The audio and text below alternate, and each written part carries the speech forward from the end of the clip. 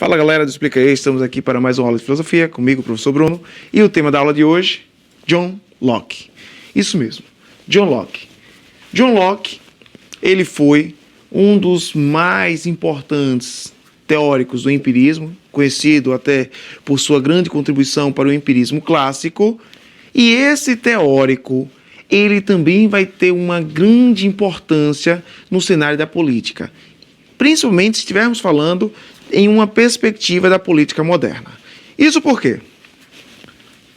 John Locke nascera na Inglaterra, apesar de ter tido contato com vários outros teóricos, com vários outros campos de conhecimento, ele simplesmente vai romper com quase tudo que se escrevera no seu tempo e vai trabalhar principalmente na perspectiva do empirismo, que nós chamamos de empirismo clássico. E aí ele tem uma frase célebre: o homem nasce como uma tábula rasa do saber. E quando ele fala que o homem nasce como uma tábula rasa do saber, ele está dizendo basicamente que esse homem, ele nascera como um quadro em branco. E ao longo da sua vida, ele vai escrevendo todo o seu conhecimento.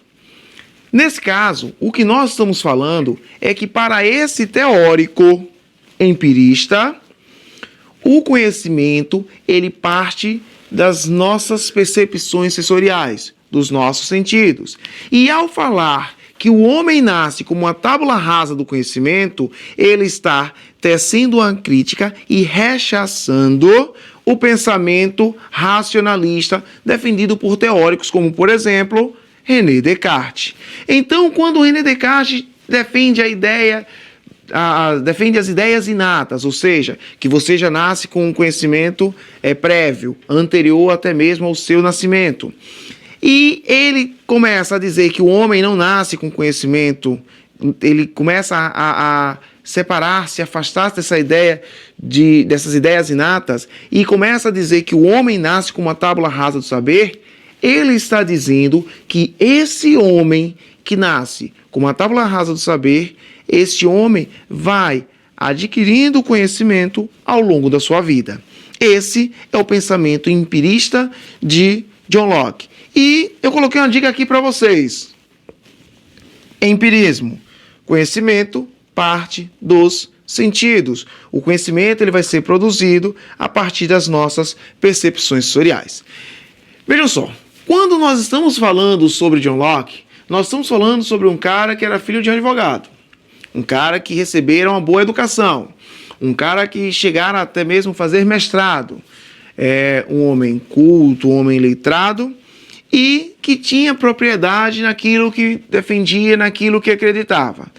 E esse cara, ele simplesmente vai, ao lado do Conde Ashley, escrever a Carta Constitucional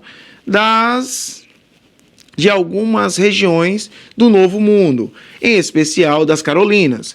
Então perceba o seguinte, que esse cara que defende o princípio da liberdade, ele não apenas defende a liberdade no sentido de liberdade econômica, mas também no sentido de liberdade política, liberdade religiosa. Bruno, como assim? Simples. Percebam. O pensamento político de John Locke.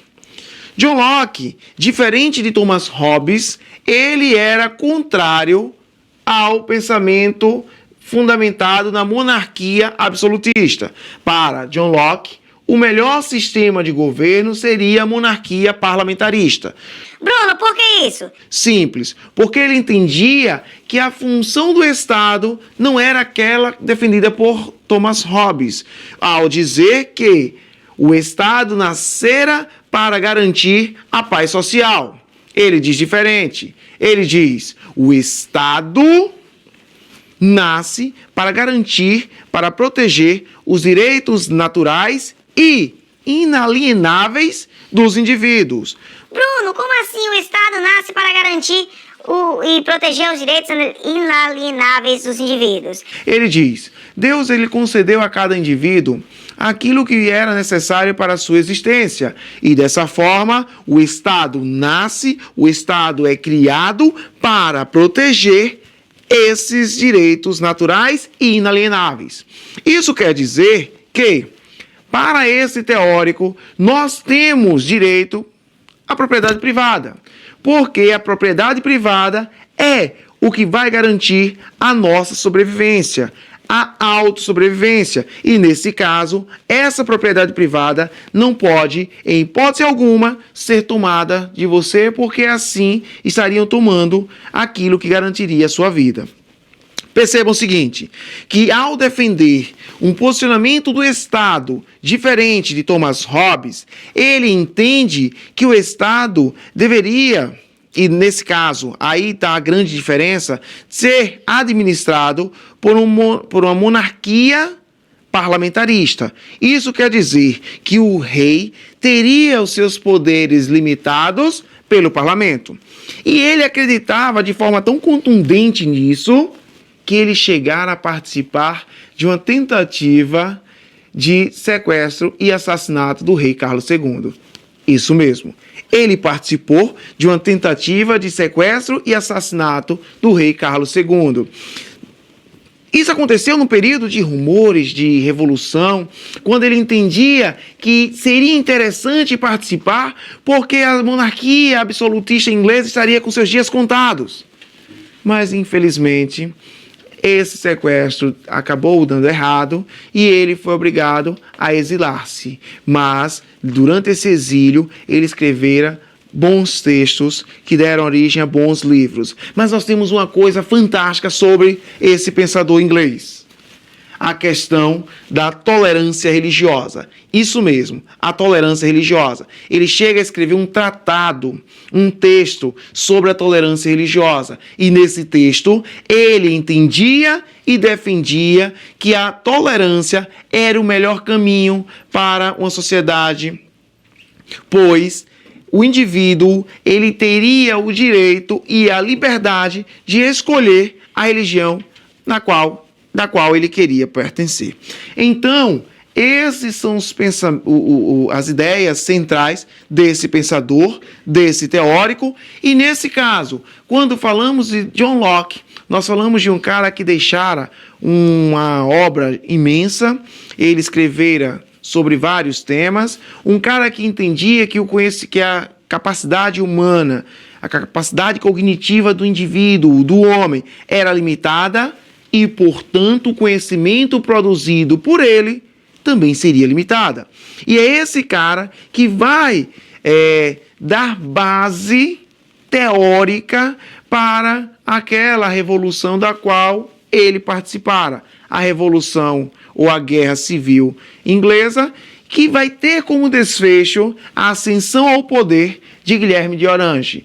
E quando o príncipe holandês Guilherme de Orange assume o poder, então John Locke pode voltar do seu exílio e morar na Inglaterra, sua terra natal, terra que ele tanto amara. Beleza, galera? Ficamos por aqui. Essa foi mais uma aula de filosofia. Eu espero que vocês tenham gostado e grande abraço.